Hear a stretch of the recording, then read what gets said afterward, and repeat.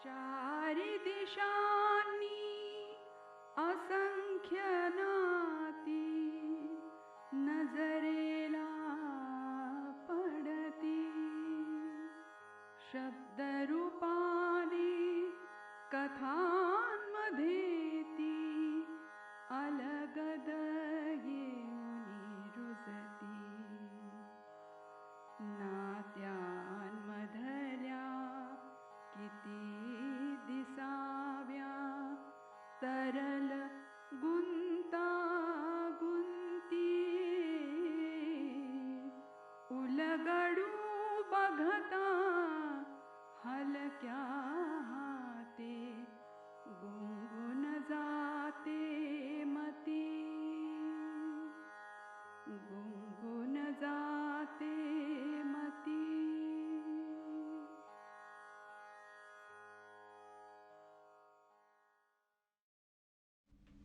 कथा अगम्य. लेखन आणि वाचन डॉक्टर अनघा केसकर. हॅलो, मानसी आहेत का? थोडासा परिचित वाटणारा तो आवाज कोणाचा आहे हे काही मानसीच्या लक्षात येत नव्हतं. त्यामुळे सावधपणे आवाजात हुकमी आर्जव आणून ती म्हणाली, बोलतेय आपण? मी खांडेकर, विश्वास खांडेकर. या वर्षीच्या संवाद दिवाळी अंकासाठी आपण लिहावं अशी विनंती आहे. ओ खांडेकर, आणि हे तुम्ही आपण पण काय लावलंय? जरूर लिहीन की. काय आज्ञा आहे, बोला, मानसी सहजपणे म्हणाली. तिचं खेळीमेळीचं बोलणं ऐकून आता खांडेकरही सैलावल्या सुरात बोलायला लागले. बरेच दिवसात संपर्क नव्हता म्हणून वाटलं ओळखताय की नाही. आता खात्री पटली का? एवढं बोलून मानसी खळखळून हसली आणि पुढे म्हणाली, सांगा काय हवंय माझ्याकडून? कथा की एखादं छानचं फीचर? दोन्ही नाही. माझ्या माहितीप्रमाणे डॉक्टर अविनाश महाजनांना तुम्ही चांगल्या ओळखत होता. त्यांना जाऊन ह्या नोव्हेंबरात 1 वर्ष पूर्ण होते. त्यांच्याविषयी एक मोठा लेख हवा आहे. आमच्या अंकासाठी त्यांनी वेळोवेळी खूप छान लेख लिहिले होते. फार उमदं व्यक्तिमत्व होतं ते. ध्यानीमनी नसताना अकाली गेले. मुलांना जीवदान देणारा धन्वंतरी मात्र स्वतःवर उपाय करायची संधीही न देताच गेला या जगाचा निरोप घेऊन. खांडेकर बोलत होते. हो ना हो, अगदी चटका लावून गेले ते. आमच्या कॉलनीत ना पूर्वी ते राहत होते, तेव्हा आमचा जरा जास्त परिचय होता. ते गेले तेव्हा लोकजागृतीमध्ये मी त्यांच्याविषयी लिहिलंही होतं. तुमच्यासाठी लिहीन की, मानसी म्हणाली. हो, मी तो लेख वाचला होता. ठरीव साच्यातला मृत्यूलेख नव्हता तो, म्हणूनच माझ्या लक्षात राहिला. तेव्हाच मी ठरवलं होतं की तुम्हाला विचारून पाहायचं. फक्त ह्यावेळी लेखाचं स्वरूप थोडं वेगळं ठेवायचं आहे आपल्याला. त्यांना ओळखणारे त्यांचे पेशंट्स, वेगवेगळ्या संस्थात काम करणारे त्यांचे सहकारी, कलाक्षेत्रातले त्यांचे दोस्त आणि आप्तेष्ट, अशा सगळ्यांशी बोलून सर्वांगाने त्यांच्या व्यक्तिमत्वाचा वेध घेणारा लेख हवा आहे मला. भरपूर फोटो, किस्से आणि आठवणी यांच्या चौकटी टाकू आपण. खांडेकरांनी आश्वासन दिलं. शब्दमर्यादा किती हवी आहे तुम्हाला? कारण एवढं सगळं कव्हर करायचं तर खूप काम करायला लागेल, आणि जे काय हाती लागेल त्याला न्याय द्यायचा म्हटलं तर लेख बराच मोठा होईल. नो प्रॉब्लेम, आपल्याला मोठं फीचरच करायचं आहे. आणि आणखी एक, ही मला गौरवगाथा व्हायला नको आहे. हां, म्हणजे उगीच वाद होतील अशी विधानं नकोत, पण शेंदूर फासून त्यांना देवत्वही द्यायचं नाही आहे. You know what I mean, I hope. 2 Marathi माणसं एकमेकांशी बोलताना एकदम इंग्रजीवर का बुवा घसरतात, असा प्रश्न त्यावेळीही मानसीच्या मनात नेहमीप्रमाणे आगंतुकपणे आला. काही गोष्टी बोलायचा संकोच वाटला की बऱ्याच माणसांना मातृभाषेऐवजी इतर भाषा जवळच्या वाटायला लागतात, असा तिचा अनुभव होता.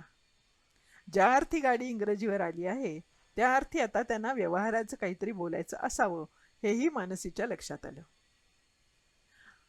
ते म्हणाले, या कामासाठी तुम्हाला भरपूर वेळ द्यायला लागणार आहे, हिंडावंही लागणार आहे, याची मला कल्पना आहे.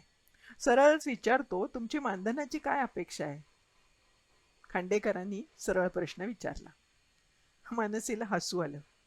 असाही एक काळ होता की आपले लेख दर्जेदार नियतकालिकांनी हातात धरावेत म्हणून तिला आशाळभूतपणे वाट पाहावी लागत असे. मानधनाची तर कोणी भाषाच काढत नसत. पण आणीबाणीच्या पार्श्वभूमीवरची भेकड ही तिची कादंबरी गाजली आणि तिला राज्य पुरस्कार मिळाला काय, आणि सगळं चित्रच त्यानंतर पालटलं. भेकडवर एका दूरदर्शन वाहिनीनं मालिका दाखवल्यावर तर तिचा भाव एकदम वधारला. आपल्या लेखनातली गुणवत्ता एका रात्रीत खूपच वाढली की काय एकाएकी, असं तिला वाटायला लागलं. आवाजात संकोचाचा लवलेशी आणू न देता मानसीनं सराईतपणे सांगितलं, प्रवास खर्चाचे ॲक्च्युअल्स जे होतील ते आणि 2,000 पर्यंत दिलेत तरी चालेल. आता अटी घालायच्या स्थानावरती आली होती आणि त्याचा लाभ ती उठवल्याशिवाय राहणार नव्हती. हे जरा आमच्या बजेटच्या बाहेर जाते हो. मराठी मासिक चालवायचं म्हणजे हल्ली फार अवघड झालंय. मीडियानं आमचं गिऱ्हाईक खाल्लंय सगळं. खांडेकरांनी नेहमीचं दळण दळायला सुरुवात केली, पण त्यात फारसा दम नव्हता. मानसी ठामपणे म्हणाली, माझ्या हातात इतर कामं आहेत, ती बाजूला ठेवून करायचं म्हणजे नाही. म्हणजे मी नकार नाही देत आहे, फक्त आमची परिस्थिती सांगत होतो. घाईघाईनं खांडेकरांनी सावरून घेतलं. मग ठरलं मी कामाला लागू. माझ्या डोक्यात त्यांच्याशी संबंधित जी जी काही नावं आहेत त्यांची प्रथम मी एक यादी बनवते आणि तुमच्या मनात ज्या व्यक्ती असतील त्या तुम्ही आठवून ठेवा. पाहिजे तर पुढच्या आठवड्यात आपण भेटू. तोवर माझ्या मनातही लेखाचा आराखडा थोडाफार तयार झालेला असेल. ठीक आहे, मी या महिन्याच्या अखेरीला तुमच्याशी संपर्क करतो. थँक्स. फोनवरचं संभाषण संपवताना खांडेकरांनी न चुकता तिचे मनापासून आभार मानले. डॉक्टर अविनाश महाजन या व्यक्तीविषयी मानसीच्या मनात एक विशेष आस्था आणि आदर होता. बाकीचे लोक त्यांच्याविषयी काहीही म्हणत, तिला व्यक्तिशः त्यांचा फारच चांगला अनुभव होता. कधीही कुठेही भेटले की ते आपुलकीने तिच्या मुलांची चौकशी करायचे, तिच्या नव्या लेखनाविषयी विचारायचे, त्यांनी वाचलेल्या तिच्या एखाद्या कथेविषयी काही मार्मिक मतं मांडायचे. इतरांच्या वाट्याला येणारा त्यांचा अहमन्यपणा मानसीला कधीच अनुभवायला लागला नव्हता आणि म्हणूनच स्वतःच्या अनुभवावर विश्वास ठेवून ती खुल्या मनाने त्यांच्याशी मनमोकळेपणाने वागत आली होती. कित्येक वेळेला तिला असंही वाटायचं की स्वतःविषयी न्यूनगंड बाळगणारी माणसं आपल्यापेक्षा गुणी असणाऱ्या माणसांच्या विषयी उगीचच गैरसमज करून घेतात आणि ते पसरवत राहतात. डॉक्टरांची हुशारी, त्यांचं राजबिंड रूप, लहान वयात स्वकष्टाने मिळवलेला अफाट पैसा, त्यामुळे त्यांच्यात असलेला प्रचंड आत्मविश्वास आणि त्यांचा समाजातला दबदबा, त्यांची संगीताविषयीची जाण आणि डोळ्यात भरेलशी रंगभूमीची सेवा, यातलं एकही कारण लोकांना त्यांच्या स्वतःचं खुजेपण दाखवायला पुरेसं होतं. डॉक्टरांचा आणि तिचा यापेक्षा वेगळा असा ऋणानुबंधही होता, पण त्याविषयी फारसं कोणाला माहिती असणं शक्य नव्हतं. किंबहुना ते कोणाला कळू नये अशी तिनं आणि सुहासनं काळजी घेतली होती. 25 वर्षापूर्वीची गोष्ट. जन्मताच त्यांच्या कुणालमध्ये एक छोटंसं व्यंग होतं, तेही त्याच्या गुप्त जागी. फारसं गंभीर नव्हतं ते, पण कुणालसमोर त्याची चर्चा होऊ नये यासाठी मानसी आणि सुहासनं त्याबाबत खूपच गुप्तता बाळगली होती. कुणालला आपल्यातल्या व्यंगामुळे कमीपणा वाटायची शक्यता होती आणि म्हणूनच त्यांनी ही दक्षता घेतली होती. मात्र त्यांच्या फॅमिली डॉक्टरांनी सांगितल्याप्रमाणे पुन्हा एका पेडियाट्रिक सर्जनना ते सगळं सांगणं भाग होतं. डॉक्टर अविनाश महाजनांच्या इतका दुसरा योग्य माणूस त्यासाठी शोधून सापडला नसता. त्यावेळी डॉक्टर त्यांच्याच कॉलनीत राहत होते. खूप विचार करून आणि प्राण कंठात गोळा करून तिनं आणि सुहासनं डॉक्टरना आपल्या लेकाच्या प्रकृतीची ती तक्रार सांगितली होती. त्यांनी अतिशय सहानुभूतीपूर्वक सगळं ऐकून घेतलं होतं. खूप धीर दिला होता. त्यात लपवण्यासारखं किंवा घाबरण्यासारखं काहीच नसतं हेही त्यांनी परोपरीने पटवलं होतं. पालक म्हणून ज्या मानसिक आधाराची त्यावेळी मानसी सुहासनं गरज होती तो आधार डॉक्टरांनी दिला होता. कुणाल जेमतेम 5 वर्षाचा असताना ठरल्याप्रमाणे त्याची ती किचकट, बराच काळ चालणारी अवघड शस्त्रक्रिया डॉक्टरांनी पार पाडली होती. त्याच्या सर्व बालसुलभ भित्र्या प्रश्नांना उत्तरं देऊन कधीही न कंटाळता आणि कुणालची पूर्ण खात्री फटल्यावरच ते त्याच्या अंगाला हात लावत होते. त्यामुळे साहजिकच डॉक्टरांविषयी या दोघांच्या मनात एक वेगळा मृदू कोपरा होता. या शस्त्रक्रियेविषयी कुणाला उगीच सांगायला नको म्हणून डॉक्टरांविषयी असलेल्या आपल्या आदरभावनाविषयी ते जास्त कोणाला सांगूही शकत नव्हते. आणि म्हणूनच डॉक्टर महाजन गेल्यावर तिनं त्यांच्याविषयी दैनिक लोकजागृतीमध्ये मृत्यूलेख लिहायला संमती दिली होती. आता डॉक्टरांच्या विषयी हे मोठं काम जर तिच्या हातून झालं असतं तर त्यांच्या उपकारातून थोडं तरी उतराई झाल्यासारखं तिला वाटणार होतं. पुढच्या आठवड्यात डॉक्टरांविषयी ठिकठिकाणी लिहून आलेल्या माहितीच्या कात्रणांचा तिनं काळजीपूर्वक अभ्यास केला. एक हुशार रुग्णप्रिय डॉक्टर, सामाजिक जाणीवेनं प्रेरित होऊन सेवाभावी संस्थांमधून मोफत आरोग्य सेवा देणारा मानवतावादी, उत्तम संघटक, सभेला मंत्रमुग्ध करून सोडणारा वक्ता, संगीतातला दर्दी जाणकार, रंगभूमीच्या सर्वांगसुंदर वाढीसाठी दोन्ही हातांनी पैसे खर्च करणारा कलासक्त, आयुष्यातला आनंद मनसोक्तपणे लुटणारा रसिक, अशा वेगवेगळ्या पैलूंची त्यातून ओळख पटत होती. एका माणसात देवानं किती गुण द्यावेत असा प्रश्न पडावा अशीच ती सर्व माहिती होती. त्या अनुषंगानं डॉक्टरांच्या कितीतरी निकटवर्तीयांची नावं मानसीला मिळाली. मनानं आणि विचारानं ती आता अक्षरशः डॉक्टरमय व्हायला लागली होती. खांडेकरांना भेटून त्यांच्याशी चर्चा झाली की ती या कामाला भिडणार होती. काही आठवडे रात्रंदिवस झटून जमवलेली सगळी माहिती पुढ्यात मांडून मानसी बसली होती. डॉक्टर महाजनांच्या अनेक निकटवर्तीयांना ती भेटली होती, त्यांच्याशी बोलली होती. त्यामुळे खूप कॅसेट्स, कात्रणं, फोटो, नोंदी, नोट्स जमा झाल्या होत्या. आपल्या पुढ्यात सगळा पसारा काढून ती आता चिवडत बसली होती. वेगवेगळ्या संदर्भात कोणी काय विधानं केली आहेत याची नोंद करत होती. डॉक्टर शिरवाळकरांशी झालेल्या बातचितीविषयी तिनं काढलेल्या नोट्स हातात आल्या आणि ती त्यातच रमून गेली. तिला त्यांची भेट जशीच्या तशी आठवली. डॉक्टर महाजनांच्या बरोबर कॉलेजच्या दिवसापासून असलेले डॉक्टर शिरवाळकर मानसीच्या परिचयाचे नव्हते, पण आजवर महाजनांच्या विषयी येऊन गेलेल्या लेखामध्ये त्यांचा अरेतुरेमध्ये उल्लेख करणारे आणि इतरांना ठाऊक नसलेले डॉक्टरांचे पैलू सांगणारे स्नेही म्हणून शिरवळकरांचं नाव तिला खूप महत्त्वाचं वाटलं होतं. त्यांना बोलतं केलं तर जुन्या आठवणींचा भला मोठा खजिना आपल्यासमोर येईल अशी मानसीची खात्री होती. त्या काळातले त्यांचे फोटो मिळाले असते तर लेखासोबत फोटो आणि त्याखाली आठवणी, प्रसंग लिहून फीचरमध्ये अधूनमधून चौकटी टाकता आल्या असत्या. त्यामुळे लेखाची वाचनीयता वाढेल आणि मांडणीही जास्त सुबक करता येईल असं तिच्या लक्षात आलं. तेव्हापासून आपला प्रस्तावित लेख तिच्या मनश्चक्षुसमोर उभा राहायला लागला होता. सर्वात अगोदर ती शिरवळकरांनाच भेटली होती. डॉक्टर शिरवळकर फोटोत दिसले होते त्यापेक्षा थोडे कृश आणि वयाच्या मानाने थोडे मोठे दिसत होते. आपल्या व्यवसायात अजून पूर्णतः सक्रिय असल्याने त्यांची भेटवेळ मिळवणं सोपं नव्हतं. मानसी त्यांच्या घरी पोचली तेव्हा लॉनवर खुर्च्या मांडलेल्या होत्या आणि ते तिची वाट पाहत होते. ती म्हणाली, खरं सांगायचं म्हणजे तिला पाहिल्याबरोबर डॉक्टर म्हणाले, खरं सांगायचं म्हणजे मला अवीबद्दल जे काही सांगायचे ते मी वेळोवेळी सांगितलंय, पण त्याविषयी बोलायला मला केव्हाही आवडेलच. तेव्हा तुम्हाला जे काही विचारायचं असेल ते विचारा. प्रस्तावनेत अजिबात न रेंगाळता डॉक्टरांनी सुरुवात केली होती. अतिशय व्यग्र असलेला माणूस जसा व्यावसायिक शिस्तीनं फटाफट कामं ओळखण्याच्या घाईत असतो तसेच ते मानसीला वाटले. मानसीने विचारलं, कॉलेजच्या दिवसापासून त्यांना तुम्ही इतक्या जवळून ओळखता म्हणून मी तुम्हाला हा त्रास देते. खरं म्हणजे डॉक्टरांवर तुम्ही लिहिलेला लेख मी वाचलेला आहे. त्यांच्याविषयी पुन्हा पुन्हा तेच विचारून मी तुमचा फार वेळ घेणार नाहीये. तुम्ही त्यांना जेव्हापासून ओळखताय तेव्हापासूनच ते हुशार, कलासक्त आणि संभाषण चतुर होते का? हा माझा पहिला प्रश्न आहे. थोडे प्रास्ताविक प्रश्नोत्तरानंतर मानसीनं खऱ्या मुलाखतीला सुरुवात केली होती.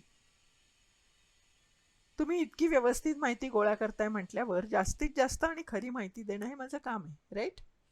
शिरवाळकरांनी विचारलं. हो ना, नाहीतर छापील माहितीवरून लेख बनवणं माझ्यासाठी सोपं होतं.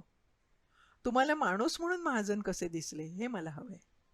जर काही गोष्टी तुम्हाला ऑफ द रेकॉर्ड ठेवायच्या असतील तर तसंही सांगा, म्हणजे आपण ते लेखात घेणार नाही. पण मला मात्र त्या माणसाचा फील यायला हवाय. आलं ना लक्षात तुमच्या? तिनं त्यांना आपली कल्पना समजावून सांगितली. त्या दिवशी शिरवळकर मानसीला घेऊन अक्षरशः त्यांच्या कॉलेजच्या दिवसात गेले. त्यांचं मेडिकल कॉलेज, तिथले प्राध्यापक, शिक्षणासाठी सर्वसाधारण विद्यार्थ्यांना करावी लागणारी ओढाताण, मिळणारा तुटपुंजा स्टायपेंड, श्रीमंत डॉक्टरांच्या राजपुत्रांनी लायकी नसताना कॉलेजमध्ये मिळवलेले प्रवेश, असं बरंच काही ते सांगत राहिले. मानसीतला अर्थातच यातलं नवीन काही नव्हतं, पण पुढे आत्मविश्वासानं वागणारे महाजन विद्यार्थी दशेत अगदी मागे मागे असायचे हे तिला नव्यानं कळलं होतं. महाजनांचं कुटुंब निम्न मध्यमवर्गीय होतं हे तिने ऐकलं होतं, पण त्यामुळे महाजनांच्या मध्ये न्यूनगंड होता हे आजवर कोणीच कुठेही म्हटलेलं नव्हतं. आठवणी सांगता सांगता शिरवळकरांनी सुमती शेणॉय आणि मंगला सोहनी या दोघी मैत्रिणींची जमलेली महाजनांची गट्टी सांगितली. अहो, तुम्हाला कल्पनाच येणार नाही इतका अविनाश भित्रा आणि बुजरा होता. पण गडी सुमतीच्या सहवासात आला आणि बघता बघता त्यानं काट टाकली. हो. सुमती? मानसीने विचारलं. हो, सुमती शेणॉय. तिच्या सहवासानं अविनाशच्या इंग्रजी उच्चारात सफाई आली. बघता बघता त्याच्या जगण्याचा स्तरही बदलून गेला. काय सांगताय? एवढंच बोलून मानसीनं त्यांना पुढे बोलायला प्रोत्साहन दिलं होतं. हो ना हो, इंग्रजी बोलायला आधी तो खूप बिचकायचा. म्हणजे आम्ही सर्वच जण बिचकायचो, पण तो तर गावाकडचा होता. त्याच्या साध्या बोलण्यातही हेल असायचे. आणि साध्या शर्ट पॅन्टच्या जागी आता तो टी शर्ट घालायला लागला होता. हे बोलताना डॉक्टर शिरवळकरांच्या चेहऱ्यावर एक छद्मीपणाची सूक्ष्म झाक मानसीला सरळ वाचता आली. पण ती आपल्या लक्षात आली आहे हे न दर्शवता वेड पांघरत मानसी पुढे म्हणाली. लहान गावातून आलेल्या मुलांच्या बाबतीत नेहमी असं दिसतं नाही का? नव्या वातावरणात आल्यावर त्यांना बदलायची घाई होऊन जाते. हो ना, पण आवीच्या बाबतीत तसं नाही झालं. तो सुमतीमुळे बदलला यात शंकाच नाही. त्याच्या अभिरुचीतही फरक झाला. अर्थात ते त्याला परवडत कसं होतं राम जाणे. कदाचित सुमतीस त्याचा खर्च म्हणजे I am not very sure, पण तिला ते इझिली परवडू शकत होतं. शिरवळकरांनी संदिग्धपणे सुचवलं. I C. मानसीला आता बरंच काही दिसायला लागलं होतं. डॉक्टर पुढे म्हणाले, शिवाय तिला उच्चभ्रू समाजात वावरायची सवय होती. तिच्यात जो नखशिखांत आत्मविश्वास होता त्याची लागण अवीमध्येही झाली. अहो, सुरुवातीला वर्गात शंका विचारताना तो खूप चाचरायचा, पण नंतर तो धडाधड हवं ते विचारून मोकळं व्हायला लागला. त्याचे ॲक्सेंट्सही बदलले. आपला मुद्दा पटवण्यासाठी शिरवळकर मानसीला सांगत होते. अच्छा. दोन्ही भुवया ताणत मानसीनं आश्चर्य दाखवलं. आणि कहर म्हणजे दुसऱ्या वर्षाला असताना आम्ही ट्रिपला गेलो होतो ना, तेव्हा त्यानं चक्क फनी गेम्समध्येही बाजी मारली. पण आर्ट सर्कलमध्ये तो ओढला गेला ते मात्र मंगलामुळे. एक सूचक विराम घेऊन डॉक्टर शिरवळकर मानसीकडे अपेक्षेनं पाहत राहिले. मानसीने अपेक्षित प्रश्न विचारला. ही मंगला कोण? आमची एक क्लासमेट.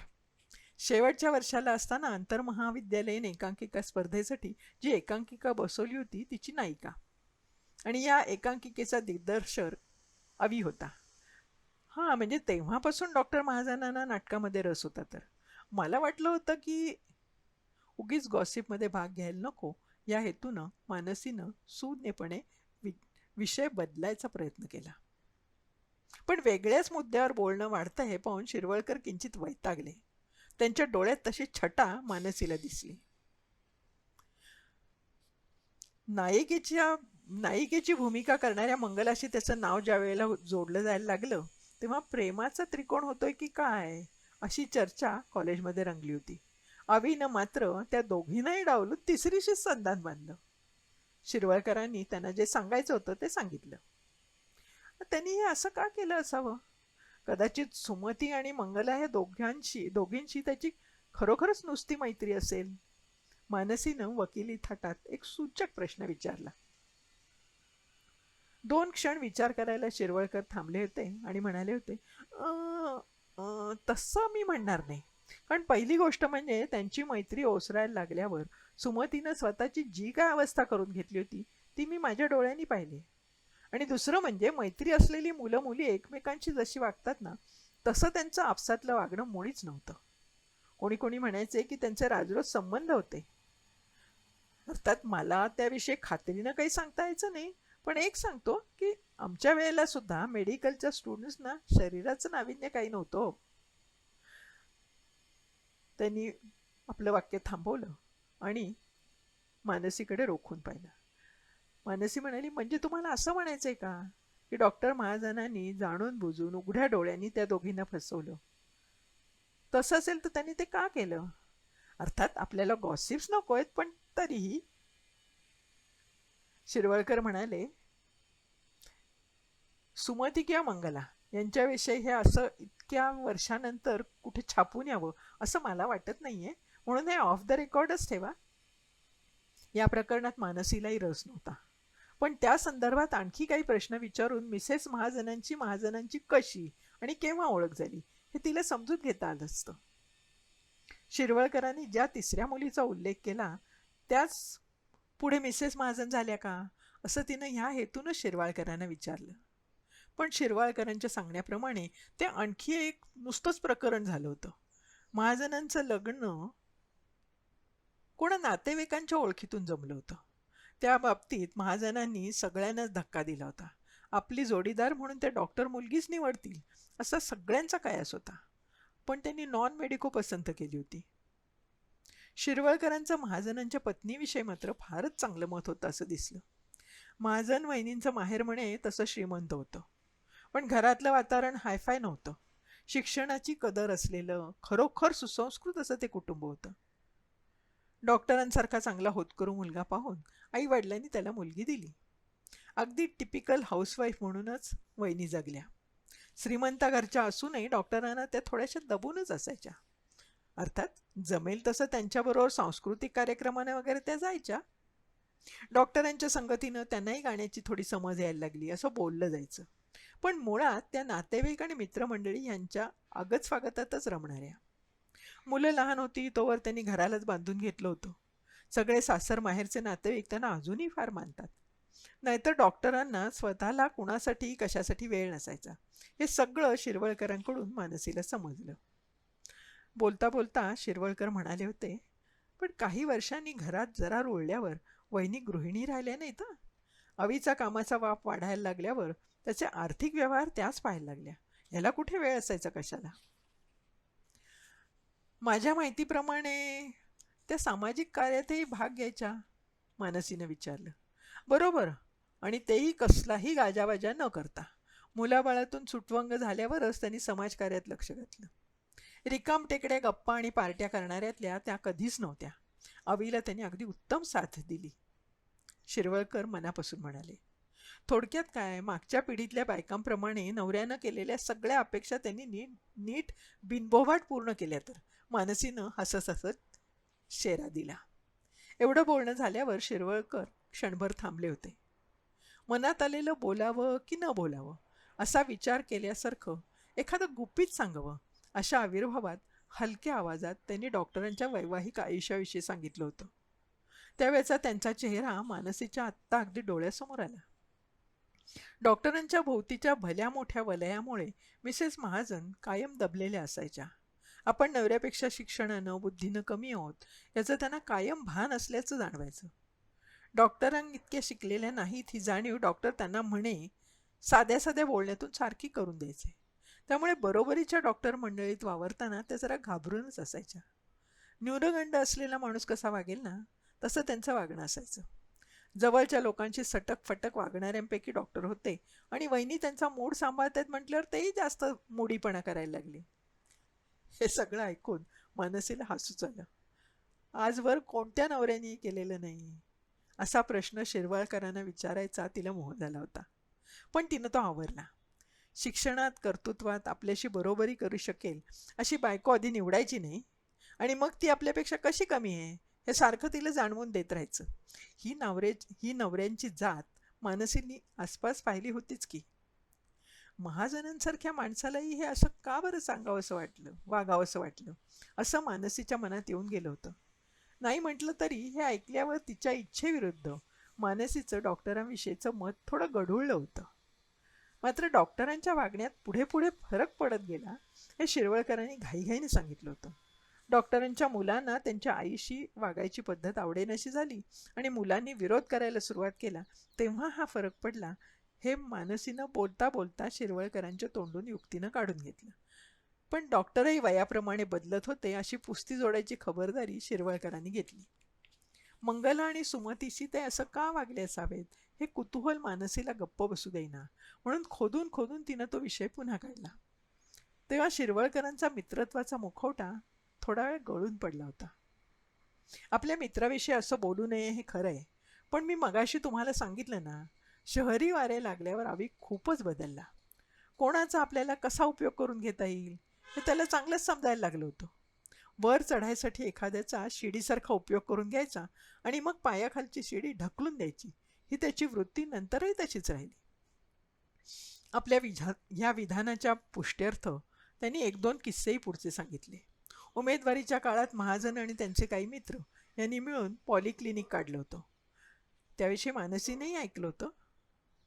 त्याविषयी आता शिरवळकर सांगायला लागले. गेलेल्या माणसाविषयी वाईट बोलू नये हे मला कळतं. अशी पुन्हा एकदा प्रस्तावना करून डॉक्टर कसे कमालीचे धूर्त होते हे त्यांनी मानसीला ऐकवलं. सुरुवातीला कोणाला कन्सल्टिंग रूमसाठी पैसे उभे करणं जमणार नव्हतं आणि म्हणून एकत्र येऊन खर्च शेअर करायचा अशी पॉलिक्लिनिक काढण्यामागची कल्पना होती. महाजनांच्याकडे तर त्यांच्या वाटचे पैसे घालायची ऐपत नव्हती. त्यांच्या लोनसाठी आठले नावाचे त्यांचे एक डॉक्टर मित्र जामीन राहिले होते. पण पुढे त्या डॉक्टर आठलेंशी स्पर्धा करायला म्हणे महाजनांनी मागे पुढे पाहिलं नव्हतं. मेडिकल एथिक्सचा विचारही त्यावेळी महाजनांनी केला नाही असा शिरवळकरांचा दावा होता. आणि हे सगळं सांगताना शिरवळकरांची आत्तापर्यंतची अलिप्तता ढळली होती. सात्विक संतापानं रागीट झाला होता त्यांचा चेहरा आणि थरथर त्या आवाजाला धार आली होती. मग मानसीने एक सूचक प्रश्न विचारला. म्हणजे महाजनांची जी एक अतिशय चारित्र्य संपन्न लाघवी व्यक्ती अशी जनमानसातली प्रतिमा आहे ती फसवी असं तुम्हाला म्हणायचं आहे का? तिच्या या प्रश्नानं शिरवळकर थोडे नाराज होतील असं मानसीला वाटलं होतं. पण त्यांचा पार तोलच जाईल असं मात्र तिच्या स्वप्नातही आलं नव्हतं. Don't try to put words in my mouth, ते कर्कश आवाजात ओरडले होते. कोपऱ्यात कोंडल्या गेलेल्या एखाद्या प्राण्यासारखे ते एकदम चिडून गेले होते. त्यांचा तो आविर्भाव पाहून मानसी चकित झाली. तिनं त्यांची माफी मागितली. त्यांना नको असलेलं एक अक्षरही आपण लेखात लिहिणार नाही असं तिनं पुन्हा पुन्हा त्यांना आश्वासन दिलं. ते ऐकल्यावर मात्र जरा वेळाने शांत होऊन त्यांनी एखाद्या तत्त्वज्ञाप्रमाणे आपली मतं ऐकवली. आपलं करिअर, आयुष्य पणाला जाऊन जो मूल्यधारणात जपतो त्यालाच मी चारित्र्य संपन्न म्हणेन, त्यांनी ठणकावून सांगितलं. मग त्यांचं तसं नव्हतं का? मानसीनं सावधपणे विचारलं. अहो, एकदा पैसा, कीर्ती आणि प्रतिष्ठा तुमच्या पायाशी लोळण घ्यायला लागली ना की मग चारित्र्याचे ठसठशीत पुरावे लोकांसमोर ठेवायचे यात काय अर्थ आहे? मानवतेचा कळवळा आल्यासारखं उगीच पेशंटची गोडबोलेपणाने मागायचं याला मी तरी चारित्र्य संपन्नता म्हणणार नाही.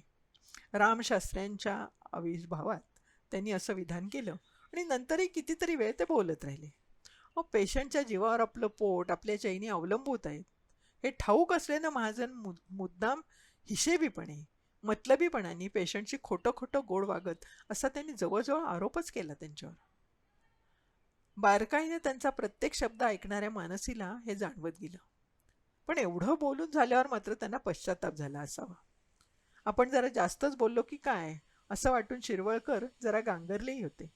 अर्थात आता आपल्यात जे बोललं गेलं ते तुम्ही लेखात घालू नका, त्यांनी मानसीला गळ घातली. पण तरीही हे सांगताना सुद्धा तो माणूस फार सुपरफिशियल होता हे बोलायचा मोह त्यांना आवरला नाही. व्यावसायिक मत्सरापोटी आपण हे बोलत नाही याचा पुरावा म्हणून मी 10 ठिकाणी बोलून याचा कधीही बोभाटा केला नाही हे त्यांनी वारंवार मानसीला ऐकवलं. मानसीला हा सगळा प्रकारच अनपेक्षित होता. संभाषणाचा हा एवढा भाग सोडला तर पुढचा सगळा वेळ डॉक्टर शिरवळकर महाजनांच्या कॉलेज जीवनातल्या आठवणी सांगत राहिले. 2ऱ्या वर्षात असताना कॉलेजनं घेतलेल्या मेडिकल कॉन्फरन्सची चोख व्यवस्था ठेवण्यात महाजनांची असलेली प्रमुख भूमिका, एकांकिका स्पर्धेत त्यांना मिळालेलं उत्कृष्ट दिग्दर्शनाचं बक्षीस, ट्रिपला गेलेले असताना त्यांनी केलेले प्रॅक्टिकल जोक्स, इंटर्नशिपच्या वेळी एका केसमध्ये त्यांना एकट्यानं पेशंटचं केलेलं अचूक निदान, पुढे पदव्युत्तर शिक्षण झाल्यावर त्यांना आयोजित केलेले ऑपरेशन कॅम्प्स असे 8-10 किस्से त्यांनी मानसीला ऐकवले. त्यांच्या जुन्या अल्बममध्ये त्या वेळचे काही फोटोही होते. संबंधित संस्थांकडून काही फोटो ते मानसीला मिळवून देणार होते. डॉक्टर महाजनांना शास्त्रीय संगीताची गोडी पहिल्यापासून होती की पुढे केव्हा तरी लागली? मानसीनं निघता हा शेवटचा प्रश्न अगदी सहज विचारला होता. पण त्यातून अनपेक्षितपणे डॉक्टरांच्या व्यक्तिमत्वावर उजेड पडला होता. शिरवळकर आणि महाजन यांच्या हेट लव्ह रिलेशनची त्यामुळेच तिला खात्री पटली. ती एक वेगळीच कहाणी आहे, शिरवळकर म्हणाले होते. पिडियाट्रिक सर्जन म्हणून तो जनरल हॉस्पिटलला अटॅच्ड होता तेव्हाची गोष्ट आहे. एरवी थोडासा प्रॅग्मॅटिक आणि प्रॅक्टिकल वाटणारा अवी त्याच्या पेशंटमध्ये मनाने कमालीचा गुंतायचा. त्याचा त्याला त्रास व्हायला लागला.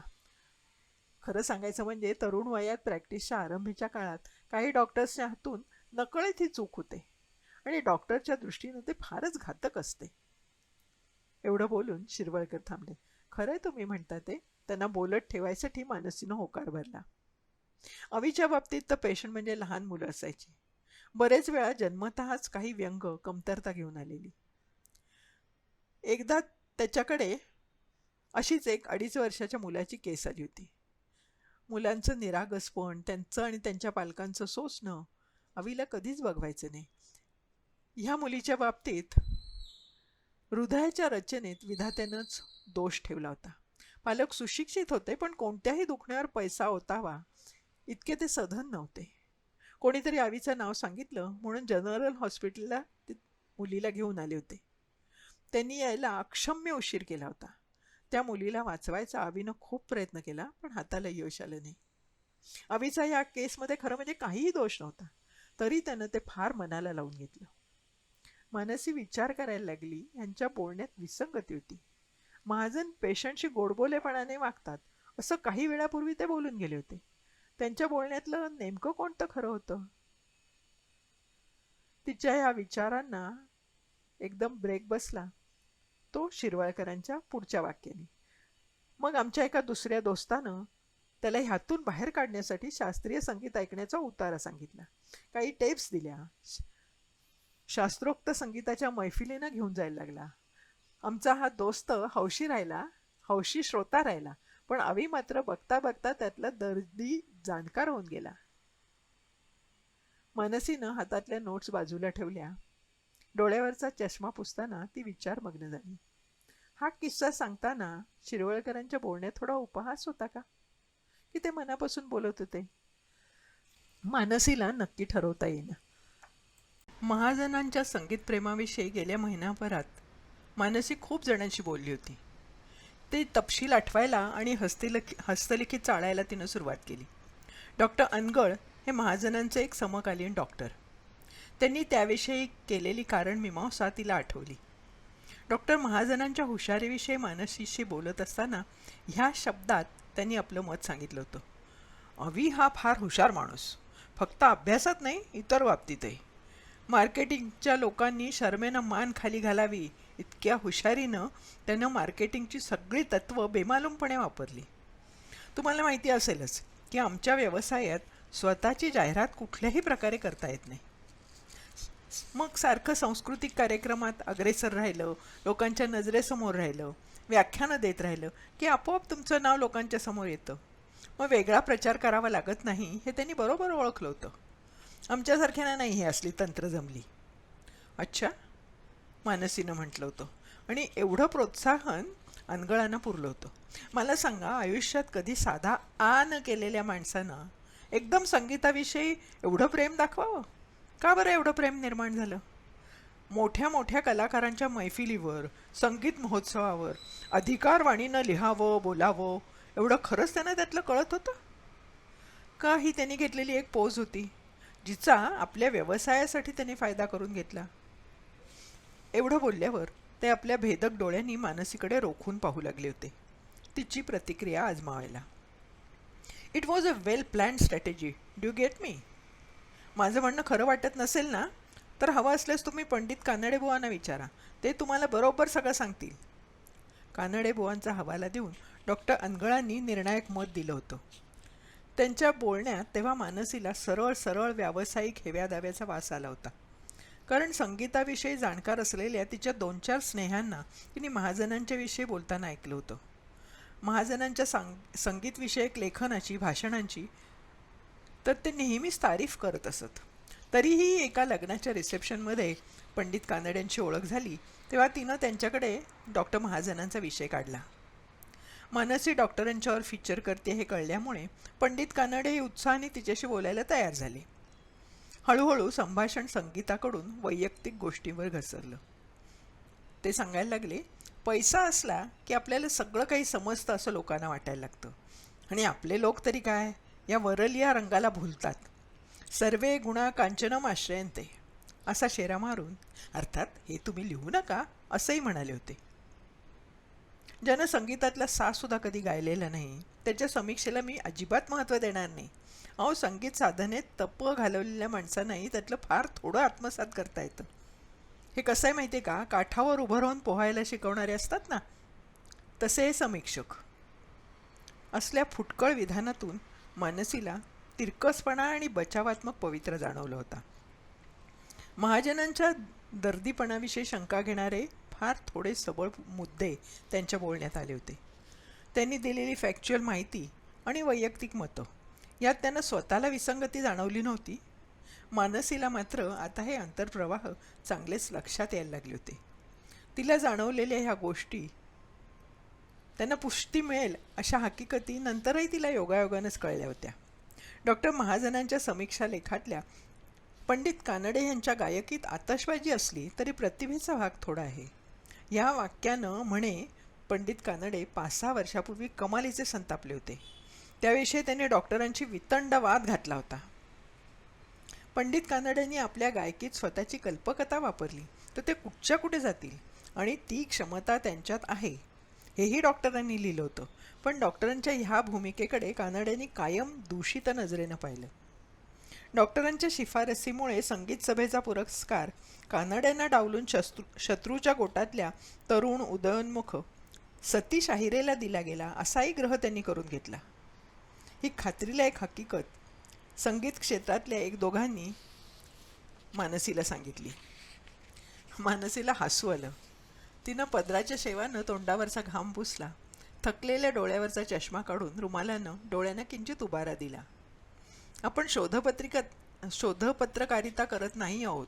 कोण चूक कोण बरोबर हा न्यायनिवाडा करायलाही आपण बसलेले नाही हे तिनं स्वतःला बजावलं आणि दुसऱ्या फायली पुढ्यात घेतल्या. एक संगीतज्ञ म्हणून डॉक्टरांच्यावर जर इतकी मतांतरं असतील तर जे त्यांचं खरं कार्यक्षेत्र त्या शल्यचिकित्सेबाबत वेगवेगळी मतं आणि किस्से ऐकायला मिळणं अपरिहार्य होतं. डॉक्टरांबरोबर काम केलेल्या इतर डॉक्टरांनी आणि पेशंटनी सांगितलेल्या आठवणींची उजळणी करायला ती आता बसली. रोगनिदान आणि प्रत्यक्ष शस्त्रक्रिया यामध्ये डॉक्टर महाजनांचा हात धरू शकतील असे फार थोडे डॉक्टर होते. आणि असं असलं तरी त्यांच्या करिअरच्या चढत्या कमानीवर असतानाही त्यांच्या हातून फसलेल्या 4-2 केसेसबद्दल तिला त्यांच्याच व्यवसाय बंधूंकडून ऐकायला मिळालं होतं. या गोष्टींना बरीच वर्ष उलटून गेल्यामुळे त्यावेळी नेमकं काय झालं का झालं हे ठरवणं अवघड होतं. आता तर त्याची शहानिशा करून घ्यायला डॉक्टर स्वतःही नाहीत म्हटल्यावर प्रत्येकजण आपल्या मताची पिंक टाकायला मोकळा झाला होता. डॉक्टर भिड्यांचं मत त्या दृष्टीने ग्राह्य धरायला हरकत नव्हती. बराच काळ डॉक्टरांच्या सोबत काम केलेल्या त्यांना ऑपरेशनमध्ये असिस्ट केलेल्या डॉक्टर भिड्यांनी या चर्चेला एका वाक्यात पूर्णविराम दिला होता. आपली हिरवट घारी नजर मानसीवर थंडपणे रोखून ते म्हणाले होते, अहो, धन्वंतरी झाला तरी प्रत्येक रुग्णाला वाचवू शकतो का? तसं असतं ना तर जगात कोणी कधी मेलच नसतं. वी ट्रीट ही क्युअर्स असं आम्ही उगीच म्हणतोय का? डॉक्टर महाजनांविषयींचा भिड्यांचा आदर शब्दाशब्दातून जाणवत होता. कुठल्याही शोधक सूचक प्रश्नाला उत्तर द्यायचं त्यांनी टाळलं नव्हतं. पण आपल्याला जे काही म्हणायचं आहे ते आवाज न उंचावता ठामपणे सांगितलं होतं. मानसीनं फायली बाजूला ठेवल्या आणि ती पाणी प्यायला उठली. अंतर्मुख होऊन ती विचार करायला लागली. वास्तविक असं लेखन करणाऱ्या माणसानं अलिप्तपणे लिहायला पाहिजे. आपल्याला तो अलिप्तपणा जपायला थोडा त्रासच होतोय. हे चूक आहे. पण वैयक्तिक पातळीवरच्या आपल्या स्वतःच्या अनुभवामुळे महाजनांविषयी कृतज्ञता वाटणं स्वाभाविक नाही आहे का? ही कृतज्ञतेची भावना सहजी पुसून कशी टाकायची? त्यांच्या वैशीचं मत आपल्याला बिघडू द्यायचं नाही आहे. प्रत्येकानं सांगितलेली माहिती पडताळून पाहताना डॉक्टरांच्या व्यक्तिमत्वाला उजाळा देणाऱ्या गोष्टीवर पटकन विश्वास ठेवण्याकडे आपला कल होतोय. मानसीनं स्वतःची कबुली दिली. डोक्यातले विचार झटकल्यासारखी एकदा तिनं नकारार्थी मान हलवली आणि त्रयस्थपणाची झूल अंगावर चढवून पुन्हा कामाला बसली. डॉक्टर भिडे महाजनांच्या विषयी भरभरून बोलले होते, चांगलं बोलले होते आणि म्हणून डॉक्टर भिड्यांचं बोलणं ऐकताना तिला बरं वाटत होतं हे तिनं स्वतःशी मान्य केलं. न्यायनिवाडा करायचा नाही असं कितीही म्हटलं तरी शेवटी कशाला किती प्राधान्य द्यायचं आहे हे तिला ठरवायलाच लागणार होतं हे तिनं स्वतःला पटवलं. भिड्यांचं बोलणं ती आठवायला लागली. ते म्हणाले होते, मी आज जो काही आहे तो डॉक्टरांमुळे आहे. फार थोडे डॉक्टर आपल्याला कळलेल्या साधलेल्या बारीक सारीक गोष्टी दुसऱ्याला शिकवतात. कित्येक डॉक्टर ज्युनियर्सना महत्त्वाच्या शस्त्रक्रिया हाताळूच देत नाहीत. मग नव्या अननुभवी डॉक्टर्सचा आत्मविश्वास कसा वाढेल? मला डॉक्टरांनी नुसता सराव दिला नाही, अक्षरशः हाताला धरून शिकवलं. हे सगळं बोलत असताना भिड्यांच्या चेहऱ्यावर आदरभावना ओसंडून वाहत होती. खरं की काय? मानसीनं विचारलं. हां, मात्र शिकवताना त्यांची जीभ फार तिखट असायची. त्या क्षणी अगदी मानहानी झाल्यासारखं वाटायचं. आणि गंमत अशी की त्यांच्या नजरेतून छोटासा तपशीलही सुटायचा नाही. He was a perfectionist. He couldn't tolerate nonsense. Juniors फार घाबरायचे त्यांना. त्यामुळे त्यांच्यासमोर ऑपरेशन करताना आपली थिअरी पक्की असावी लागायची आणि हाताच्या हालचाली सफाईदार आणि अचूक व्हाव्या लागायच्या. अक्षरशः घाम फुटायचा. पण त्यामुळेच तर आम्ही घडत गेलो. एकदा त्यांच्या हाताखाली तावून सुलाखून निघाल्यावर तुम्ही कॉन्फिडंट झाला नाही तरच नवल. माफक स्मित करत ते म्हणाले होते. बाप रे, मग त्यांच्या हाताखाली असिस्टंट टिकणं अवघडच असेल, मानसीची शंका. नाही, आम्ही त्यांना घाबरत होतो, पण त्या घाबरण्यात आदराचा भाग मोठा होता. डॉक्टर महाजनांच्या हाताखाली काम करायलाही किती नंबर असायचे. त्यांच्याबद्दल इतरांनी तुम्हाला काय सांगितलंय हे मला माहिती नाही आणि ते माहिती करून घ्यायची माझी इच्छाही नाही. पण एक सांगतो, सर्जन म्हणून सुरी चालवायला तयार करूनच त्यांनी आम्हाला बाहेरच्या जगात सोडलं. आणि एकदा आमच्याविषयी खात्री वाटली की बरोबरीच्या नात्याने ते आमच्याबरोबर केसेस डिस्कस करायचे, आमची मतं विचारायचे. त्यांनी आमच्याशी असं काही डिस्कस केलं की we use to feel elated. That gave us a lot of confidence. मला खात्री आहे की कन्सल्टंट म्हणून त्यांना पुढे जॉईन झालेला व्यासही तुम्हाला हेच सांगेल. हो, मी भेटली आहे त्यांना. ते सुद्धा तुमच्यासारखंच भरभरून बोलत होते. डॉक्टर व्यासांचा विषय निघाला आहे म्हणून एक प्रश्न विचारते, मानसी म्हणाली. विचारा, पण प्लीज वैयक्तिक गोष्टी विचारायचं टाळलं तर बरं होईल. कलिग म्हणून काहीही विचारा, मी यथाशक्ती उत्तर देईन, डॉक्टरनी सांगितलं. डॉक्टर व्यासांना विद्यार्थी दशेत महाजनांनी खूप मदत केली होती म्हणे. आपण नाजूक विषयाला हात घालतोय अशी कल्पना असूनही मानसीनं विचारलं होतं. हो, व्यासनं फार कष्टानं शिक्षण घेतलं. सरांना त्याचं कौतुक होतं. सर स्वतः गरिबीतून वर आले होते म्हणून असेल कदाचित. अर्थात तो खूप हुशारही होता. त्याची आई म्युन्सिपल हॉस्पिटलमध्ये सिस्टर होती हे तुम्हाला माहीत असेलच. अतिशय एफिशियंट नर्स. मुलाला डॉक्टर करणं त्यांना परवडण्यासारखं नव्हतं. एक निराधार विधवा बाई तशी स्वप्नही पाहू शकत नव्हती. डॉक्टरांनी त्यांना आणि त्यांच्या लेकाला आर्थिक आणि मानसिक आधार दिला. इनफॅक्ट डॉक्टरांकडच्या सगळ्यांनीच त्यांना खूप सांभाळून घेतलं. हो, हे मला माहीत नव्हतं. मानसीच्या बोलण्यात थोडंसं आश्चर्य डोकावलं. हे पहा, ज्यांनी तुम्हाला सरांविषयी ही माहिती पुरवली ना, त्यांनी आणखी काही गोष्टी सांगितल्या नसतील. त्या आता मी सांगतो तुम्हाला. सरांनी फक्त व्यासलाच मदत केलेली नाही, पात्रता असूनही केवळ पैशाअभावी ज्यांना शिक्षणात अडचण आली अशा किमान 5 जणांचा भार त्यांनी उचलला होता हे मला पक्क ठाऊक आहे. फक्त त्याची इतकी चर्चा झाली नाही, कारण उरलेल्या 4घांना स्मार्ट विधवा आई नव्हती आणि ते सरांच्या बरोबर हॉस्पिटलमध्ये काम करत नव्हती. हे सांगताना भिड्यांचा चेहरा कठोर झाल्यासारखा मानसीला वाटला. त्याचं तिला आश्चर्य नाही वाटलं. वैयक्तिक गोष्टी आपण बोलणार नाही असं तुम्ही म्हणाला होतात, पण हे बोललात ते बरं केलं. मी खोदून काहीही विचारणार नाही. तुम्हाला जे आपणहून सांगावं असं वाटेल ते सांगा. बोलण्याच्या ओघात जर काही आलं तर त्याचा गैरवापर माझ्याकडून होणार नाही. आणि एक सांगते, माझा मुलगा डॉक्टरांचा पेशंट होता and I know him a lot. पेशंटशी वागण्या बोलण्याची त्यांची रीत मी स्वतः अनुभवलेली आहे. पण त्यांच्याविषयी खूप उलटसुलट गोष्टी कानावर येतात. फक्त हेच असं नाही, पैशाच्या व्यवहाराविषयी, प्रोफेशनल एथिक्सविषयी.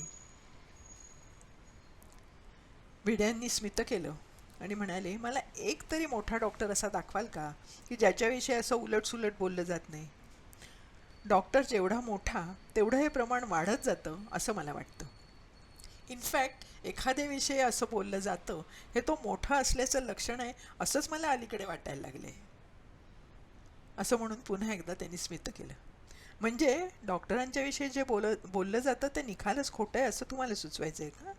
मानसीनी प्रश्न विचारला. प्रथमच भिड्यांची निडर नजर खाली वळली. प्रोफेशनल एथिक्सला धक्का लागेल असं काहीही ते सांगणार नाहीत याची मानसीला खात्री होती. मग वर बघत ते म्हणाले होते, मला त्याविषयी फर्स्ट हँड माहिती नाही एवढंच मी सांगू शकेन. मला कोणीही तसं स्पष्ट सांगणारं माणूस आजपर्यंत भेटलेलं नाही. मात्र एक गोष्ट मला ठाऊक आहे की पैशाकडे न पाहता त्यांनी अनेकांची फुकट ऑपरेशन्स केली आहेत. सोशल वर्कर्सची गाठ घालून देऊन अनेकांना आर्थिक मदत मिळवून दिली आहे. कोणत्याही डॉक्टरच्या जवळच्या नातेवाईकांकडून ऑपरेशनची कधीही फी त्यांनी घेतली नाही. कित्येक जण त्यांना देव मानतात. पण माझं तर असं म्हणणं आहे की पेशंटने डॉक्टरला उगाच देवत्व वगैरे देऊ नये. पण त्याचबरोबर तोही एक हाडामासाचा माणूस आहे हे सुद्धा विसरू नये. एवढं बोलून भिडे थांबले. सॉरी, तुम्हाला पेशंटची मानसिकता समजून घेता येत नाही. जेव्हा आम्ही पेशंट तुमच्याकडे येतो ना, तेव्हा अगदी अगतिक झालेले असतो. आम्हाला वैद्यकशास्त्रातलं काहीही कळत नसतं. आमच्या पेशंटला बरं करायला फक्त डॉक्टरच आम्हाला मदत करू शकेल हे त्यावेळी आम्हाला दिसत असतं. आणि अशा वेळी आम्ही तुम्हाला देवाच्या जागी नाही बघायचं तर काय करायचं? मानसी काहीशा अभिनिवेशाने म्हणाली. मला ही मानसिकता कळते, पण तुम्ही आपल्या कल्पना अवास्तव वाढवून ठेवता आणि त्या अपेक्षांना डॉक्टर उतरला नाही की की तुमचा भ्रमनिरास होतो. काही वेळा त्यामुळेच मग डॉक्टरला स्वतःलाही तो प्रतिदैव आहे असं वाटायला लागतं. काहींच्या ते डोक्यात शिरतं आणि मग डॉक्टरांची घसरण सुरू होते. मी हे सरांच्या विषयी किंवा कुणा एका विशिष्ट माणसाविषयी बोलत नाही आहे. सगळ्यांनाच नाही झेपत एवढं मोठेपण. या डॉक्टरचा दोष किती, पेशंटचा किती, याचा सर्वांनीच विचार करायला हवा. आणि एक लक्षात घ्या, मी कोणाच्याही किंवा कोणत्याही वागण्याचं समर्थन करत नाही आहे. आपल्या मनगटी घड्याळाकडे पाहत भिडे म्हणाले. वेळ संपल्याची अप्रत्यक्ष सूचना होती. पण मानसीच्या मनात अजून प्रश्न होतेच. तुम्हाला कदाचित माझा हा प्रश्न आवडणार नाही. ही मानसीची प्रस्तावना अर्ध्यात तोडत भिडे म्हणाले, मग कशाला विचारता असा प्रश्न? खरं कारण सांगते, तुमच्याकडून अनबायस्ड माहिती मिळेल अशी मला खात्री वाटते म्हणून. सर म्हणून तुम्हाला त्यांचा चांगला अनुभव आला, पण त्यांची काही कलिगशी जरा खुन्नस होती आणि त्याचे दुष्परिणाम त्या डॉक्टरांच्या विद्यार्थ्यांना भोगायला लागले असं बोललं जातं. ते कितपत खरं आहे? हे पहा, तुम्ही मला की नाही धर्मसंकटात टाकताय. या अशा गोष्टी बोलायचं मी कटाक्षानं टाळतो. खरं म्हणजे कोणत्याही शिक्षकानं अशा वैयक्तिक गोष्टी आपल्या ज्ञानदानाच्या कामात आणू नयेत. पण हो, दुर्दैवाने तुम्ही हे जे काय ऐकलं आहे ते खरं आहे. अमित शर्मा, पंकज कोटणीस ही मंडळी सरांना कधीही माफ करू शकणार नाहीत. इतके तयारीचे असून 3-3 वेळा त्यांना ॲपियर व्हायला लागलं. वैर करतानाही मोठी माणसं लहानाहूनही लहान अशी का होतात? शेवटचा प्रश्न भिड्यांनी स्वतःलाच विचारल्यासारखा विचारला आणि ते खिन्नपणे हसले. थँक्स, आता फक्त एक प्रश्न विचारून मी रजा घेणार आहे, चिवटपणे मानसी म्हणाली. भिड्यांच्या कपाळावर पुसटशी आठी उमटली. ठीक आहे, पण मला आता निघायला हवं. ओके, मी आवरतेच. एक सिनियर कलिग म्हणून, सर म्हणून महाजनांच्या विषयी तुम्ही मोलाची माहिती दिली. पण डॉक्टर म्हणून तुम्हाला महाजनांचा सर्वात महत्त्वाचा गुण कोणता वाटतो? मानसीचा हा प्रश्न ऐकून भिड्यांच्या चेहऱ्यावरचा ताण जरा निवळल्यासारखा मानसीला भास झाला. बहुधा मानसीकडून आणखी काहीतरी अप्रिय प्रश्न येणार असंच त्यांना वाटलं असावं आणि तो तसा न आल्यानं सुटकेची भावना मनात आली असावी. 1-2 क्षण विचार करून भिडे म्हणाले, अचूक रोगनिदान, शस्त्रक्रियेतलं हस्तकौशल्य, टाईम मॅनेजमेंट अशा कितीतरी गोष्टी सांगता येतील. पण पेशंट हाताळायची त्यांची रीत मला जास्त महत्त्वाची वाटते. पूर्वी काय होतं, डॉक्टरना ह्या गोष्टीचं फारसं महत्त्व वाटायचं नाही.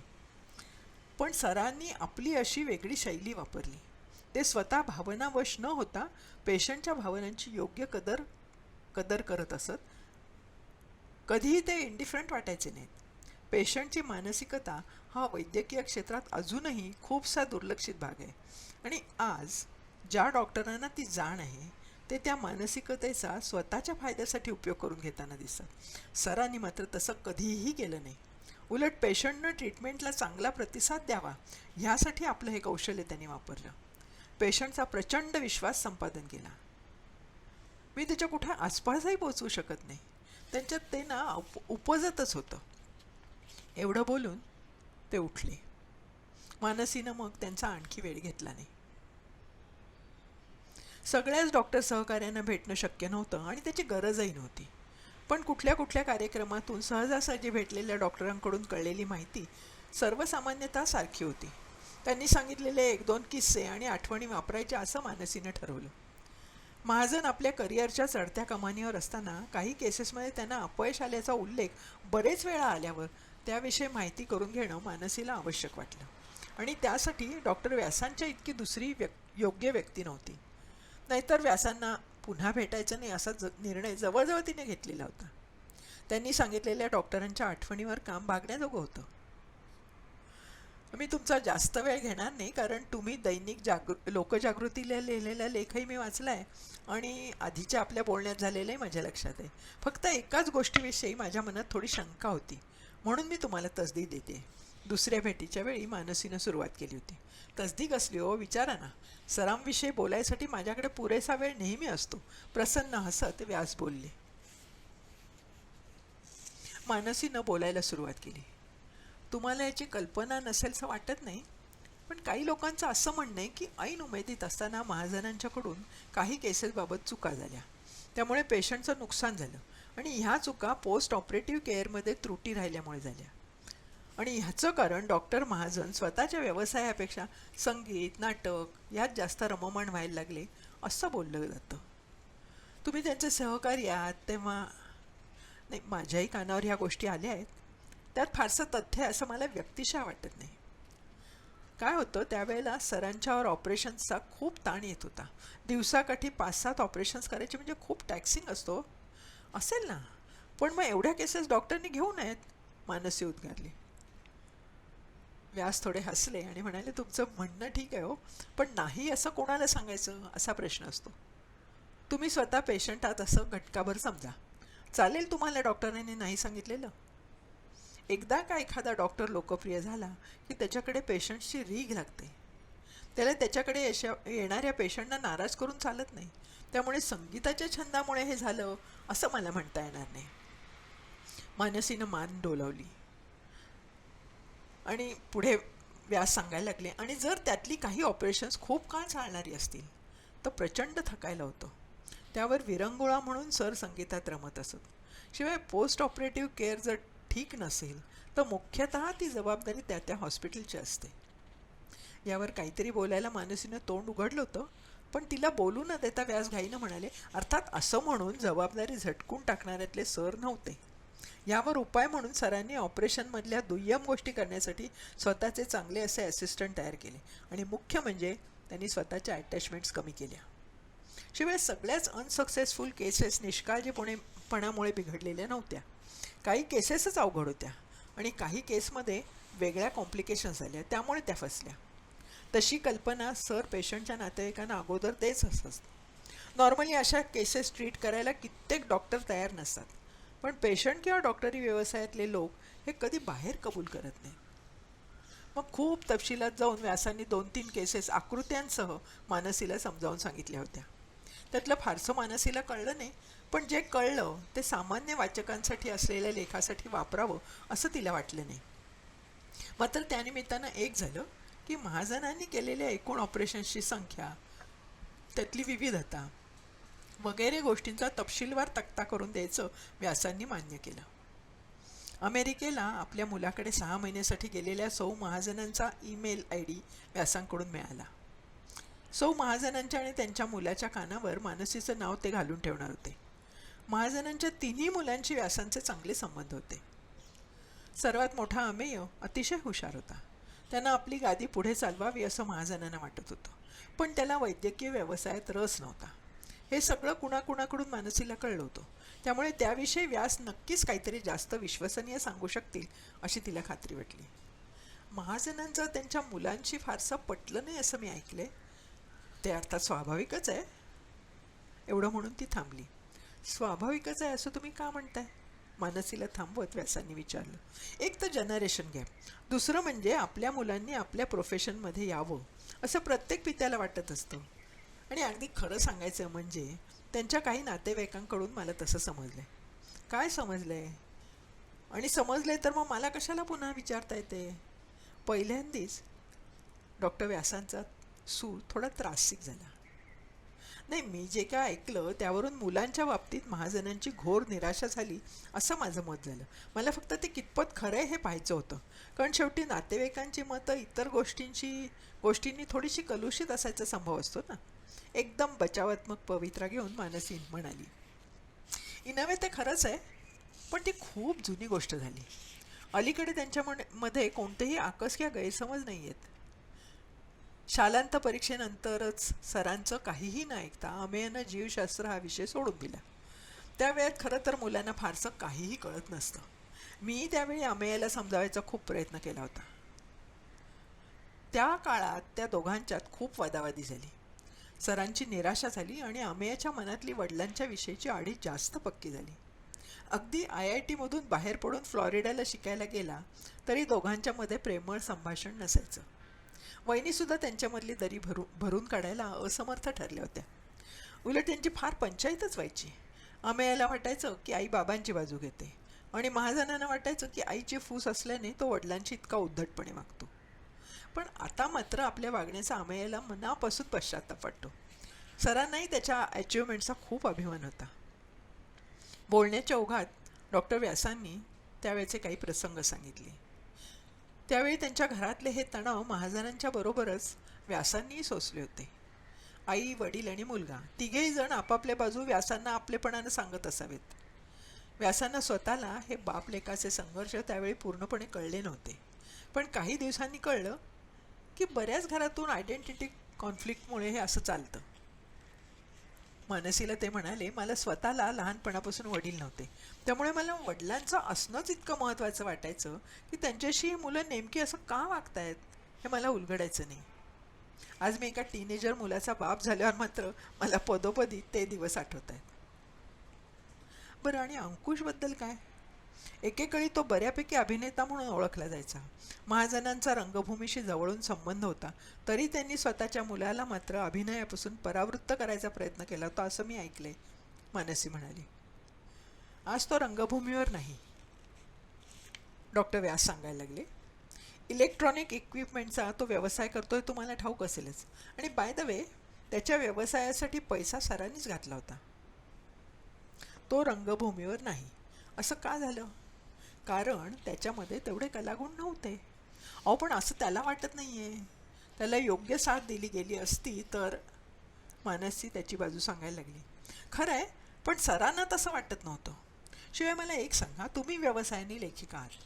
उद्या तुमचा मुलगा कोणताही प्रोफेशनल कोर्स न घेता BA होणार आणि लेखक होणार म्हणून हट्ट धरून बसला तर तुम्ही काय कराल? त्याला विरोधच कराल ना. कारण व्यावहारिकदृष्ट्या ते त्याच्या हिताचं नाही आहे. तुम्हाला एखाद्या व्यवसायाविषयी प्रेम असणं आणि तो व्यवसाय चरितार्थाचं साधन म्हणून निवडणं याच्यात फरक असतो.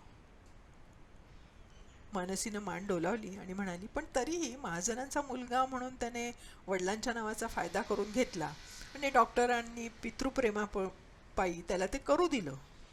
म्हणजे ही माझी IQ माहिती आहे. हे खरं तर तुम्ही त्यालाच विचारलेलं बरं, पण तुम्ही विचारलं आहे तसं मी सांगतो. म्हणजे जेवढं मला कळलं तेवढं. प्रथमपासून अंकुश अभ्यासात बेताचाच होता. त्याचं सगळं लक्ष अवांतर गोष्टीत असायचं. तो बिघडलेला नव्हता, पण 4 चांगल्या घरच्या मुलांसारख्या त्याच्या आवडीनिवडी चाकोरीतल्या नव्हत्या. थोडासा बंडखोर विचारांचा होता. तो शिकून अटकेपार झेंडे लावेल अशी सरांना मुळीच आशा नव्हती. पण मनात आणलं असतं तर तो डबल ग्रॅज्युएट होऊ शकला असता. त्यानं ते मनावर घेतलं नाही. माझ्या मनाला पटलं तरच मी एखादी गोष्ट करीन, हा त्याचा बाणा होता. आणि त्याच्या मनाला जे काही पटायचं ते अगदी अनऑर्थोडॉक्स असायचं. सरांना त्याचे विचार कळायचे नाहीत, झेपायचे तर त्याहून नाहीत. सर बेसिकली मध्यमवर्गीय विचारांचे होते. त्या मिडल क्लास मेंटॅलिटीचाच अंकुशचा विरोध होता. आपल्यासारखं शिक्षणासाठी ह्याला अर्धपोटी राहावं लागत नाही तरी ह्यानं शिकू नये याचा सरांना त्रास व्हायचा. शेवटी त्यांनी अंकुशचा नाद सोडला आणि स्वतःला ते अयशस्वी बाब समजायला लागले. फार मनाला लावून घेतलं होतं त्यांनी. आणि या सगळ्यामध्ये वहिनींची भूमिका काय होती? त्यांची कसली आली आहे भूमिका? पुन्हा एकदा सँडविच. त्यांच्या लाडानं हा बिघडला असं सर म्हणायचे आणि वडिलांच्या मनाविरुद्ध काही केलं म्हणजे बिघडणं नाही असं अंकुश वहिनींना पटवायचा. नाटकाला प्रतिष्ठा मिळावी म्हणून आपणच प्रयत्न करतोय, पण त्याचा आणि अंकुशच्या वागण्याचा काही संबंध नाही अशी सरांनी स्वतःची समजूत करून घेतली होती. मुलाला आपण थांबवू शकत नाही याचा त्यांना राग यायचा, पण तो राग ते बरेच वेळेला वहिनींच्यावर काढायचे. पण एक मात्र झालं की आईनं गळ घातली म्हणून अंकुश BA तरी झाला. आणि डॉक्टरांनी अंकुशबाबत त्याला रंगभूमीवर वाव मिळावा म्हणून फेवरिटिझम केली असं तुम्हाला वाटतं? व्यास थोडा विचारात पडले आणि मग म्हणाले, काही काळ अंकुशची धडपड ते पाहत होते. तो अगदी टाकाऊ नाही आहे, पण त्याची अभिनय शैली प्रेक्षकांना सध्या आवडणं कठीण आहे असं डॉक्टरांचं मत होतं. मात्र अपयशानं त्याला नैराश्य येत आहे असं वाटलं तेव्हा नाईलाजानं डॉक्टरनी त्याच्यासाठी 2-4 ठिकाणी शब्द टाकला. त्यासाठी विरोधकांची खूप टीका त्यांना सहन करायला लागली. तरीही अंकुशनं वडिलांचा वरचा राग आजतागायत सोडलेला नाही. घरचा विरोध नसता तर आपण यापेक्षा जास्त काही करून दाखवू शकलो असतो असं तो सर्वांना उघड उघड सांगत असतो. तुम्हालाही सांगितलं असेल. अंकुश झालेलं बोलणं मानसीला आठवलं. जेव्हा घरून प्रोत्साहन मिळायला हवं होतं तेव्हा ते मिळालं नाही आणि नंतर वेळ टळून गेली होती असा त्याचा दावा होता. डॅडींचा रंगभूमीविषयीचं प्रेम हा नुसता देखावा होता हे त्यानं निस्संदिग्धपणे सांगितलं होतं. त्यासाठी काही मान्यवरांची साक्ष काढली होती. महाजनांची मुलगी ही त्या मनानं कमी वादग्रस्त व्यक्तिरेखा होती. वडिलांच्या इच्छेप्रमाणे अपेक्षेप्रमाणे तिने मेडिकलचा कोर्स निवडला. त्यात वेळच्या वेळी पास होत MD केलं. पण तिनं दीपक ठक्करशी लग्न करून त्याच्यासोबत इंग्लंडला जायचा बेत केल्यावर त्या दोघांचा महाजनांना व्यवसायात काहीही उपयोग होणार नाही हे ठरून गेलं. जावई FRCS होऊनही तिथे स्थायिक झाल्यानं पुन्हा डॉक्टरांची प्रॅक्टिस पाहायला घरचं कोणीच राहिलं नाही. अर्थात त्याचा सर्वात जास्त फायदा व्यासांना झाला आणि तसं त्यांनी हसत हसत बोलूनही दाखवलं. व्यासांशी बोलून झाल्यावर मानसीच्या मनातले बरेचसे गोंधळ कमी झाले होते. ते आत्ताही मानसीला आठवलं. व्यासांचं आणि महाजनांच्या कुटुंबियांचं आजही त्यांच्या माघारी चांगलं नातं आहे हे लक्षात आलं. डॉक्टर भिड्यांनी सांगितलेल्या हकीकतीची शहानिशा झाली होती. त्यांनी दिलेल्या पेशंटशी संपर्क साधल्यावर तिला महाजनांचे भक्तगण सापडले. आपल्याशी डॉक्टर कसे छान वागत असत, मुलांची कसे प्रेमाने बोलत हे सगळ्यांनी सांगितलं. डॉक्टरांच्यावर मनापासून नाराज असलेले 1-2 पेशंटचे नातेवाईकही तिला आठवले. डॉक्टरांच्या परदेशस्थ कुटुंबियांकडून ईमेलनं काही माहिती आली, पण ती त्रोटक होती आणि त्यात पूर्वी वृत्तपत्रात न येऊन गेलेलं असं काहीच नव्हतं. मिसेस महाजन ईमेल वगैरे भानगडीला सरावलेल्या नसल्याने त्यांच्याशी चॅट किंवा ईमेलद्वारा संभाषण अशक्य होतं. त्यांच्या पूर्वीच्या मुलाखती वापरण्याखेरीज मानसीपुढे काही इलाज नव्हता. त्या आत्ताही तिच्या पुढ्यात होत्या. त्यातल्या मोजक्या भागावर तिनं खुणा करून ठेवल्या. नातेवाईकांच्या वतीने बोलायला मानसीनं महाजनांच्या आणि वहिनींच्या दोघांच्याही आप्तांशी संपर्क केला होता. वहिनींच्या भावंडांकडून फारशी उपयुक्त माहिती मिळाली नाही. ते सगळेच गुळमुळीत बोलले होते. सुरुवातीच्या काळात महाजनांची आर्थिक परिस्थिती बेताची होती तेव्हा वहिनींच्या भावांनी त्यांच्याशी जे उर्मट वर्तन केलं होतं ते महाजन कधीच विसरू शकले नव्हते. म्हणून वहिनींनाही आईवडिलांखेरीज बाकी माहेरच्या कोणाशीही फारसा संबंध ठेवता आला नव्हता हे तिच्या लक्षात आलं. कारण परतवे आणि प्रसंगानेच महाजन मंडळी त्यांच्याकडे जात असत. त्याचा वहिनींना त्रास झाला असेल, पण नवऱ्याच्या ह्या वागण्याचं वंशांनी कायम समर्थन केलं असं त्यांच्या भावजयांनीच त्यांना सांगितलं. मात्र सासूरवाडीच्या कोणालाही काहीही आरोग्यविषयक अडचण आली तर डॉक्टर मागचा सगळं विसरून वाटेल ती मदत करत असत. हे सुद्धा वहिनींच्या भावांकडून मानसीला कळलं. कदाचित त्यामुळेच त्यांच्याविषयी कोणी वेडवाकडं बोललं नसावं. एखाद्या कुटुंबाला सगळेच आप्तेष्ट वचकून असतात, त्यांना आदर्श मानत असतात. तसं महाजनांच्या विषयी त्यांच्या नातेवाईकात मत होतं. डॉक्टरांचा दबदबा आणि वहिनींविषयीचं प्रेम त्यांच्या बोलण्यातून व्यक्त होत होतं.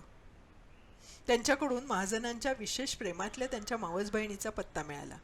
तिच्या संग्रहातल्या अगदी दुर्मिळ असा भाऊबीजेच्या दिवशीचा ओवाळतानाचा फोटो मिळाला होता. आता कागदांचा बराचसा ढीग संपत आला होता, तरी अजून काही कागद समोर होते. त्याच्यातला बराचसा मजकूर आता मानसीला पाठ झाला होता. फायलींच्या ढिगाऱ्यातून एवढे तपशील खुणावत असताना मानसी सगळी कागदपत्र दूर लोटून शांत बसली. बाहेर अंधारून आलं होतं. घरातही सगळीकडे अंधार झाला होता. दिवे लावायला हवे होते, पण ती तशीच बसून राहिली विचार करत. आपल्याला वाटलं होतं की जास्तीत जास्त माणसांशी आपण बोलू तर आपल्याला डॉक्टरांना समजून घेणं सोपं जाईल. पण आपल्याला खरंच डॉक्टर आता जास्त समजलेत का, की उलट आपल्या मनातला गोंधळ जास्त वाढला आहे? एखादा माणूस घडवताना देव किती तऱ्हेची रसायनं वापरतो, किती रंगछटा आणतो आपल्या त्या कलाकृतीत. त्या सगळ्या कोण आणि कशा ओळखू शकणार? आणि अशा अनेक रंगछटांनी युक्त अशी अनेक माणसं आपल्या वैशिष्ट्यांसह जेव्हा आपल्या समोरच्या माणसाचं आपल्या परीनं मूल्यमापन करायला लागतात, तेव्हा त्या मूळ छटांना आणखी आगळ्या उपछटा येतात. त्या समजून घेणं इतकं अवघड आहे तर ते शब्दात पकडणं किती अवघड असेल. मोठ्या आयटीत आपण हे काम अंगावर घेतलं, पण डॉक्टरांविषयी आपल्याला जे जे उमगलंय त्यातलं नेमकं काय, किती आणि कसं आपण वाचकांच्या समोर मांडणार आहोत? आहे आपल्या मनामध्ये तेवढी सूक्ष्म संवेदनशीलता? आहे आपल्या शब्दात तेवढी ताकद? नसेल तर आपण जे वाचकांसमोर ठेवणार आहोत ते काय असणार आहे? खांडेकर म्हणाले त्याप्रमाणे ती गौरवगाथा नसेल, कबूल. तो वरवरचा शब्दांचा फुलोराही नसेल. ती एखाद्या प्रसिद्ध व्यक्तीवर आकसापोटी केलेली चिखलफेक नसेल. सवंग लोकप्रियतेसाठी केलेली जाहिरातबाजी नसेल. हे सर्व मान्य, पण ती मूळ प्रतीची कार्बन प्रतिकृतीही नसेल. आपण काहीही आणि कितीही लिहिलं तरी दशांगळ उरणारं काहीतरी राहणारच आहे. मग आपण हे कशासाठी आणि का करतो? खांडेकरांची माफी मागून सरळ त्यांना आपली असमर्थता कळवावी का? पण मग वेळोवेळी त्यांना दिलेल्या कामाच्या प्रगतीच्या माहितीचं काय? त्यांनी आपल्या नावाचा वापर करून केलेल्या लेखाच्या जाहिरातीचं काय? सगळीकडे ह्या लेखासंबंधी जी हवा तयार झाली आहे त्याचं काय? आता आपल्याला माघार घेणं शक्य नाही आहे. आपलीच नामुष्की होईल. लिहायलाच हवं आहे हे फीचर. मनाच्या ह्या हरलेल्या अवस्थेत मानसीला काहीच करायचं नव्हतं. तिनं पुढ्यातल्या सगळा पसार आवरला, पडलेले खांदे ताठ केले, दीर्घ श्वास घेतला. दुसऱ्या दिवशी पहाटे टेकडीच्या माथ्यावरून दिसणाऱ्या कोवळ्या सूर्याचं दर्शन घेतल्याशिवाय ती लेखनाला सुरुवात करणार होती. रोज पहाटे डोळ्याला सुखवणारं ते सुंदर दृश्य तिनं आपल्या कल्पनेनं डोळ्यासमोर आणलं. एकदम तिला हसू आलं. देवानं घडवलेलं काय आपण पूर्णतः जाणून घेऊ शकतो? सूर्यबिंबाचा तो लाल केशरी रंग, कोवळ्या प्रकाशाच्या सोनेरी छटा, हिरवाईचे असंख्य नमुने, दवाचा भिजट ओलसर गारवा, एक चोच आणि दोन पंख असलेल्या आणि तरीही एकमेकाहून भिन्न दिसणाऱ्या पाखरांचं रंगरूप, आणि असंच किती काही. तरीही चित्रकार कुंचले सरसावून आपल्या परीनं ते सगळं चितारायचा प्रयत्न करतातच ना. कशासाठी? स्वतःच्या आणि पाहणाऱ्यांच्या आनंदासाठी. मी त्यासाठीच तर हा प्रयत्न करायचा आहे. मग मनाची ही मरगळ कशासाठी? मरगळ झटकून ती उठली नेहमीच्या उत्साहानं.